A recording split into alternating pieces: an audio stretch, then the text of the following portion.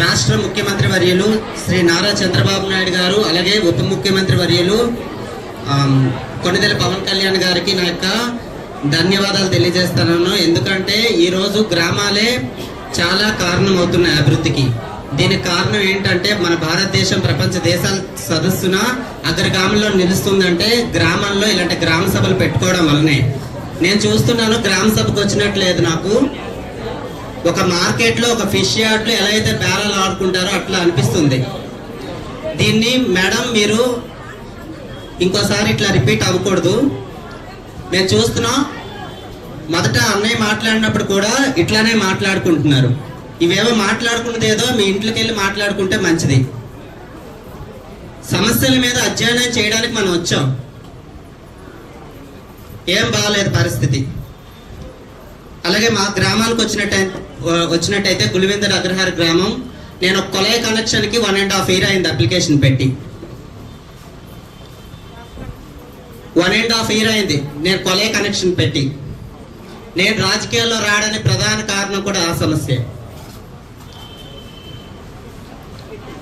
మా ఇల్లు గృహప్రవేశం అవ్వకుండా 1.5 year అయింది. దానికి కారణం కూడా కాలువలు శుభ్రంగా లేక కాలువని కొక్కిళ్ళతో తవ్వించేసి దాని మీద పలకలు తీయించడం. రాసుకోండి అమ్మా.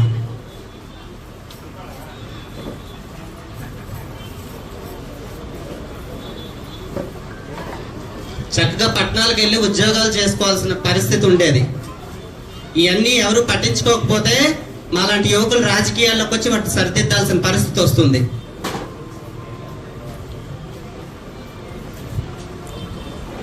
పట్టణ నాయకులు ఎంతో మంది కూర్చున్నారు, కానీ ఎవరి మట్టుకు వాళ్ళే మాట్లాడుకుంటూ ఉంటే ఇక గ్రామాన్ని ఏం అభివృద్ధి చేసుకోగలం మనం?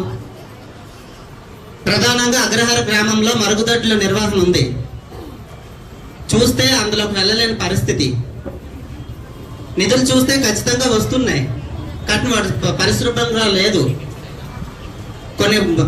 చాలాసార్లు ఈవో గారికి కానీ, నేను అక్కడ ఉన్నటువంటి ఆ ఎలక్ట్రీషియన్స్ కానీ, లైన్ మ్యాన్ కానీ చాలాసార్లు కంప్లైంట్ చేశాను, స్తంభాలు కూడా మార్చండి అని.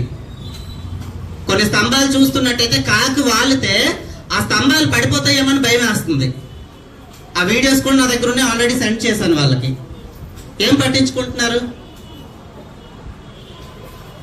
ఇంకోటి, ఇంకా కూడా మనం వెనకబడి ఉండకూడదు.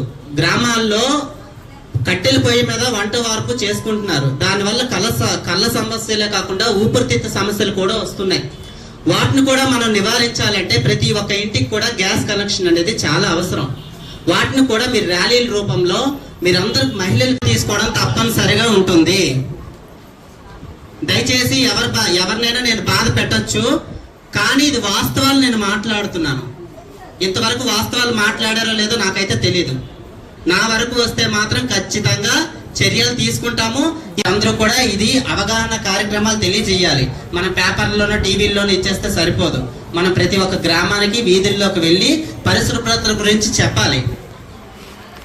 ఆ పంచాయతీ ఆఫీస్కి వచ్చినట్టయితే ఆ రికార్డు చూసినట్టయితే నావే 30 నుంచి 50 సంతకాలు ఉంటాయి సంవత్సరం మొత్తం మీద. కంప్లైంట్లు ఇవ్వాల్సిన పరిస్థితి లేకుండా, కంప్లైంట్ బుక్ ఇక్కడ లేకుండా చేసేటట్టు పరిపాలన కావాలి. అదే మన మహాత్మా గాంధీ కలలు కన్నటువంటి స్వరాజ్యం. ఆ స్వరాజ్యాన్ని స్థాపించాలంటే ప్రతి ఒక్కరూ కూడా, ప్రతి ఎంప్లాయీ, ప్రజాప్రతినిధే కాదు ఎంప్లాయీలు కూడా జవాబుదారీతనం కలిగి ఉండాలి, పారదర్శకత కలిగి ఉండాలి. ఖచ్చితమైన పరిపాలన ప్రజలకు అందించిన నాడే మేము ఇక్కడ కూర్చోవడానికి, మీరు ఇక్కడ చేయడానికి చాలా అవకాశాలు ఉంటాయని నేను సభాముఖంగా నిర్ణయిస్తూ, నాకు ఈ అవకాశం వచ్చినటువంటి పెద్దలందరికీ దయచేసి నేను ఏదైనా తప్పుగా మాట్లాడంటే పెద్ద మనసు చేసుకుని క్షమించాలని కోరుకుంటూ ముగిస్తున్నాను.